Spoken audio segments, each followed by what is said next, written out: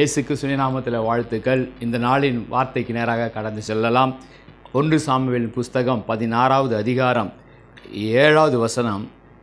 கர்த்தர் சாமுவேலை நோக்கி, நீ இவனுடைய முகத்தையும் இவனுடைய சரீர வளர்ச்சியும் பார்க்க வேண்டாம், நான் இவனை புறக்கணித்தேன். மனுஷன் பார்க்கிறபடி நான் பாரேன், மனுஷன் முகத்தை பார்ப்பான், கர்த்தரோ இருதயத்தை பார்க்கிறார் என்றார்.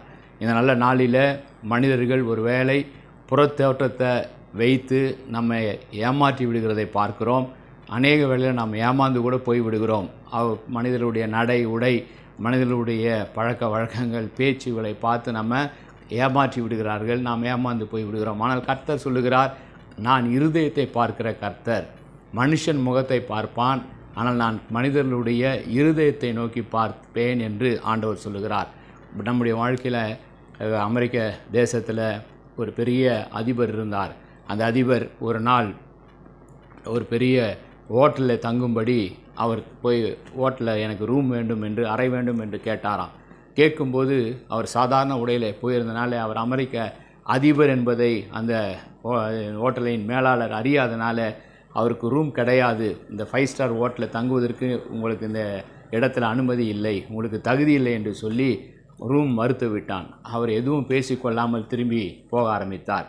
அப்பொழுதுதான் ஓடி வந்து உதவியாளர் சொன்னார்கள் அந்த மேனேஜர் இடத்துல, அவர் யார் தெரியுமா, அவர் இந்த அமெரிக்கா தேசத்தினுடைய அதிபர் என்று சொன்ன உடனே ஓடி போய் அவன் மன்னிப்பு கேட்டு, ஐயா வாங்க எங்கள் ஹோட்டலில் நீங்கள் வந்து தங்குங்கள் என்று அவன் அழைத்தான். அவன் சொன்னாராம், மனிதர்கள் உடையை பார்த்து எடை போடுகிற இப்படிப்பட்ட ஹோட்டலில் தங்குவதற்கு நான் விரும்பவில்லை என்று சொல்லி அவர் வேறு ஹோட்டலில் நான் தங்கிக் கொள்கிறேன், மனிதர்களை மனிதர்களாக மதியுங்கள் என்று சொல்லி அறிவுரை சொல்லி அவர் கடந்து போனாராம்.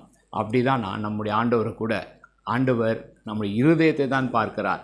நம்முடைய இருதயம் பரிசுத்தமாய், நம்முடைய இருதயத்தில் அன்பு நிறைந்தவர்களாய், நாம் மற்றவர்களை நேசிக்கிறவர்களாய், இறைவனுக்கு பிரியமுள்ளவர்களாய் இருக்கும் பொழுது நிச்சயமாய் கர்த்தர் நம்மை ஆசீர்வதிப்பார், உயர்த்துவார். கர்த்தரை நோக்கி பார்த்து நம்ம ஜெபிக்கலாம்.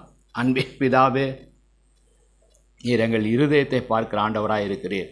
எங்கள் இருதயத்தை உமக்கு நேராய் திருப்புகிற ஆண்டவரை, இதில் இருக்கிற பாவங்கள், அநியாயங்கள், அக்கிரமங்கள் ஏதாவது இருந்தால் அவை எல்லாவற்றையும் நீக்கி போடுகிற தேவன் நீர் ஒருவர் மாத்திரமே.